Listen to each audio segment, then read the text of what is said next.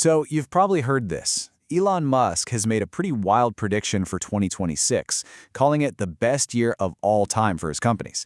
Now, is this just hype, or is there something real behind it?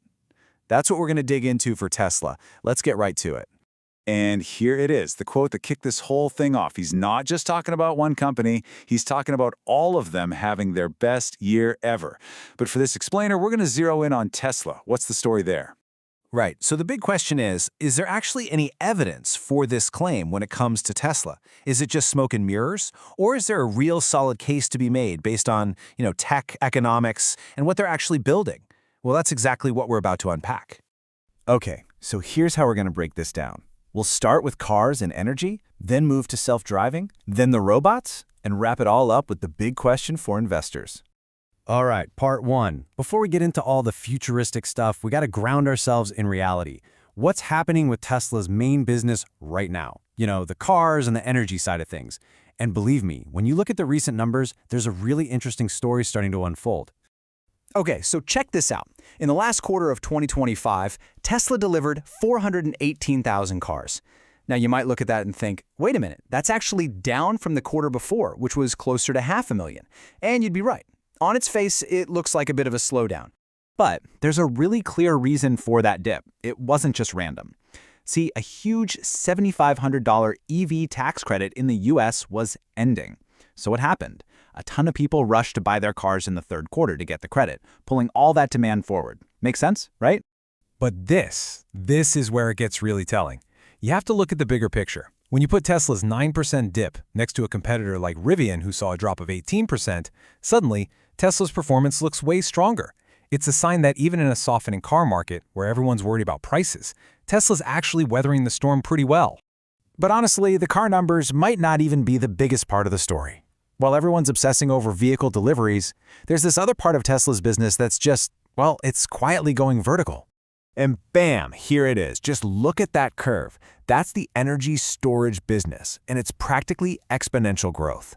So what's driving this insane spike? In a word, AI. All these AI data centers are sucking up incredible amounts of power.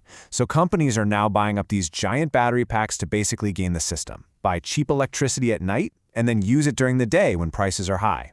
And folks, this trend is just getting warmed up. Okay, so that's the current state of play. Now let's pivot to the really futuristic stuff. The part of the story that's all about AI. Full self-driving.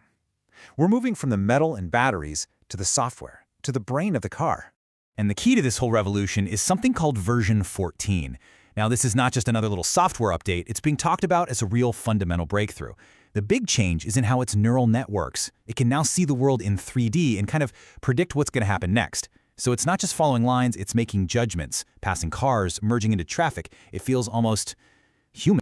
And because of this, public opinion's doing a complete 180. I mean, you've probably seen the videos online. People are getting in these cars for the first time, and the reaction isn't just, oh, that's a neat trick. It's this moment of shock, this, holy cow, this actually works. I could use this for real every single day. So, okay, the tech is almost there, and that unlocks this massive vision of a fleet of robotaxis, right? But here's the catch. That amazing future just slammed headfirst into a wall, and that wall is called regulation. For example, in the US, there's this old rule that says you can only make 2,500 cars without a steering wheel. That rule was never meant for a company like Tesla trying to build millions of robotaxis. It's a huge, huge bottleneck.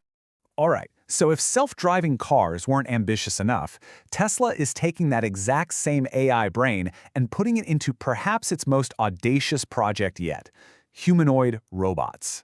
Think about that. The same intelligence that can navigate a 2-ton car through a busy city is now being put into a robot that can walk around in the real world. And this, right here, this is the absolute core of the whole argument. It's all about synergy. You take the AI that cracked the incredibly hard problem of driving in the real world, and you repurpose it to control a body. It's like the ultimate final exam for physical AI. And it brings us face to face with a really famous idea in robotics. It's called Moravec's paradox. And if you want to understand why building a useful robot is so mind-bogglingly hard, you have to understand this. So here's the paradox in a nutshell. The stuff that's super hard for us humans, like doing insane math in our heads, that's child's play for an AI. But the stuff that's easy for us, like just picking up a cup of coffee without crushing it, that is unbelievably difficult for a robot. Why? Because our brains have millions of years of evolution baked in to help us deal with the physical world. A robot is starting from scratch. So what does that mean for the first jobs these robots will do? Well, you can forget about them being your personal butler, at least for a while. No, they're going to be put to work on the most simple, boring, repetitive jobs you can imagine.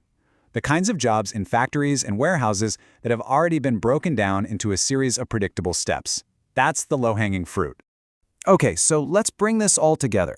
You've got cars, energy, FSD, and now robots. It all leads to one giant question for investors, especially when you look at the big economic picture that's shaping up for the next few years. In that backdrop for 2026, it's looking like it could be a perfect storm, in a good way for a company like Tesla. You've got productivity booming because of AI across the economy. Interest rates are likely coming down, which makes buying a car way cheaper for people. And you might even see some economic stimulus. It's a recipe for a really strong tailwind. So let's just recap. You've got the core business, cars and energy, that's already profitable and growing.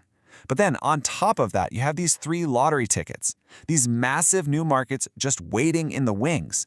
FSD software licensing, a global robo-taxi network, and a fleet of humanoid robots. I mean, the crazy part is that any one of those could end up being bigger than all of Tesla is today. And that leaves us right here with the biggest question of all. With all these pieces in play, the cars, the energy, the software, the robots, when does Wall Street actually start pricing all of this in? Do they wait until they see the profits neatly lined up on a spreadsheet? Or do they try to get ahead of it to value the future before it even happens? That right there isn't just a billion-dollar question. It might just be the trillion-dollar question heading into 2026.